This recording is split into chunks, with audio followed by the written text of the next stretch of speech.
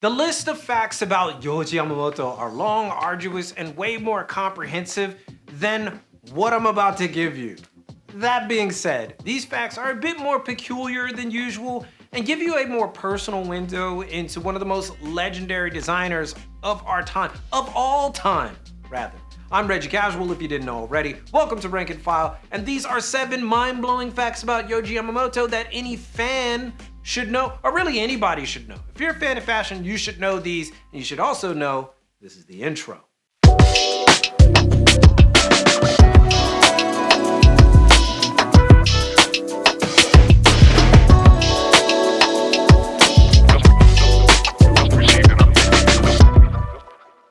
Alright, so first up on this list, he was gonna be a lawyer. Yohji Yamamoto, that's right. Can you imagine the most outspokenly irritated Japanese designer becoming a lawyer? You probably would have been great. But yes, Yohji actually attended Keio University first and has a full-on degree in law.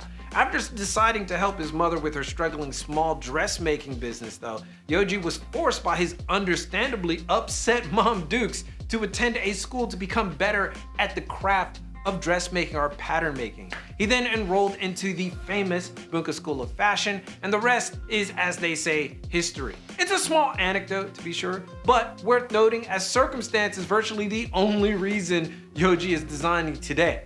That and his mom. Next, Yohji plays guitar and harmonica, among many other things. Outside of being a master tailor, Yohji is also a pretty accomplished musician. He plays guitar, like I said, and frequently uses his own music during runway shows. He even wrote a song, I believe it was the Fall/Winter 2018 collection, where he wrote a song to honor the passing of designer Azzedine Alaï, which is really cool. In fact, Yohji is basically an all-around artist, as music isn't his only muse. Pretty sure you could say that. He also paints, and quite a bit, and many of those paintings can be seen on some of his collections, particularly on some of his sub-labels. This is not uncommon among designers, but it is one element of Yohji we don't always recognize, and that he's constantly looking for other ways to fuel his designs and making those other artistic elements a part of the process, because he's actually doing it, which is really amazing on Yohji's part. He really gives his all into the process of design. Next up, Yohji Yamamoto used to date Rei Kawakubo. This is neither surprising nor unknown. Many fans of both Rei and Yohji have known for years that early in their Parisian careers, they were a token item. They were like fixed up, they were together. It makes sense too. You wonder why they still ain't together, but it just makes sense. Both were credited with changing the entire scene of fashion during their debut. They both brought about the retroactively nixed, at least in name, Hiroshima chic, cringe-inducing to be sure. And they both have loosely similar takes on design. However, the relationship was short-lived as competition became a focal point of said relationship, both personally and on the runway, with Yohji ultimately stating that his relationship with Rei was the start of his Olympic Games. A little note though, compared to many Japanese, both Rei and Yohji have very demanding personalities, and while they're both quiet, they're also incredibly outspoken on their opinions.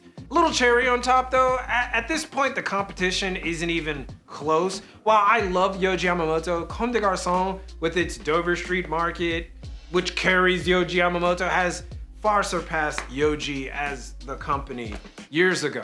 But, I mean, that's just worth stating. Next up, Y3. You know Y3. Y3 was purely made for commercial reasons. Okay, so most of the world, outside of you gritty fashion fans who are just crazy, you know everything, yeah, most of the world are familiar with Yohji Yamamoto because of Y3, the label that would become the armor for a new age of black-clad health goth subculture affiliates. However, Yohji himself made at least the idea of Y3, we'll get into that later, based on what he saw on the street. And what he saw on the street was that nobody was wearing his clothes. And this upset him. Now, let's not get this twisted. Yohji Yamamoto, the label, has had its ups and downs, but it has always been a mainstay in fashion. However, it's been out of the reach of many people due to price. Yohji Yamamoto himself is actually a victim of his own devices. His expertise and skill have pretty much baked him into high-end luxury. So getting more people into mainline Yohji Yamamoto is pretty much a pipe dream. Y3 became a window into the world of Yohji by obviously using sport as the catalyst, and it worked wonders. However, it all came from a desire to be a lot more commercial on Yohji's part. He just wanted people to wear his stuff. Which goes right into the next fact. Y3 was supposed to be with Nike. Well, at least in Yohji's eyes. You'll actually be hard pressed to find the actual Style.com now Vogue runway interview, but in it, Yohji states, "I made a phone call to Nike. They gave me a very proper answer. Thank you so much, Mr. Yamamoto, but we are never going to do fashion. We're only gonna do sportswear." Which, if we look at Nike today, bruh. That was late 1999, early 2000, because as of 2001, Adidas was debuting the first official collaboration with Yohji Yamamoto. The collaboration soon turned into a partnership, and now Y3 is often considered the pioneer of modern athleisure. It's also a mainstay on the runway and further blurred the line of high fashion function and form. Without Y3, it's highly unlikely we see the amount of sports-inspired or even street-inspired collections on the runway. So much so that years later, with Nike punching the air no less, we see that fashion has become a more democratized industry with sport and high-end alike enjoying a happy symbiotic relationship, much to the chagrin of traditionalists out there. Next up, Yohji Yamamoto hates shopping. This is not abnormal for designers, but I just thought it was worth noting. Despite being a legendary designer himself and greatly involved in fashion, Yohji apparently hates shopping, finds all your colors that you're wearing out there ugly, and doesn't understand why people like accessories. Now, for many of you, that may come as a surprise, especially if you look at some of the Yohji Yamamoto sub-label stuff, which has a bevy of accessories. But it's important to note that Yohji Yamamoto himself doesn't actually run Yohji Inc., which we'll get into a bit later. Yohji has stated that he has like 5 pairs of the same pants and shirts. He does change his underpants. He decided to mention that. He also said that he envies women because of all the choices they have. In fact, his initial idea when developing his label was to make men's clothing for women. And that was way back when women were shoehorned into wearing more feminine clothing on the runway, especially in Japan. To him, fashion for men, menswear as we call it, is more formulaic, more like a uniform, so much to the point that because of the lack of options men have, they should treat their style like that, like a uniform. That's Yohji, that's not me, but that's how he thinks. Of course, he doesn't care what you do either way. He still doesn't like your colors all over the damn place, but it does make you understand a bit more on why his collections, particularly for men, are so consistent. He's simply playing with the uniform in many aspects, in varying ways. And for many fans, that's just fine. Me in particular, I love it, so uniform away. And finally, our last fact, Yohji Yamamoto is moderately wealthy. Stress on the moderately.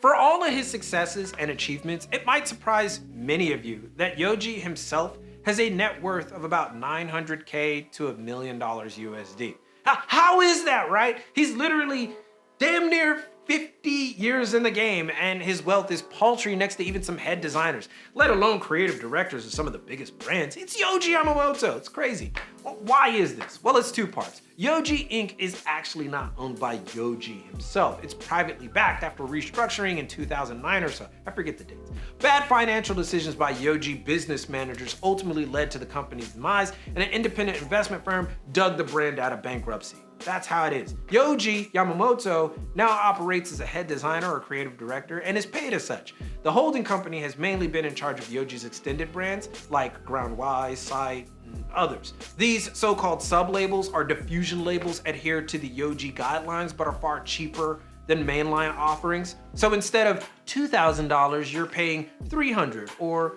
$500 on a piece, which is still quite expensive for most people, but them's the breaks. Secondly, it's Japan, and Japan notoriously has low salaries even for high executive positions. And because Yohji, the company, is privately held, there's no stock options that could make Yohji wealthier, so there's that. And it's likely he's contractually obligated to share any collaborations with the privately held investors. So basically, Yohji, the company, and the designer is locked in. So again, despite his legendary status, Yohji enjoys a comfortable but not outrageous lifestyle, which again is still nuts considering his near 50-year status. But that's the game, I guess, in Japan and beyond.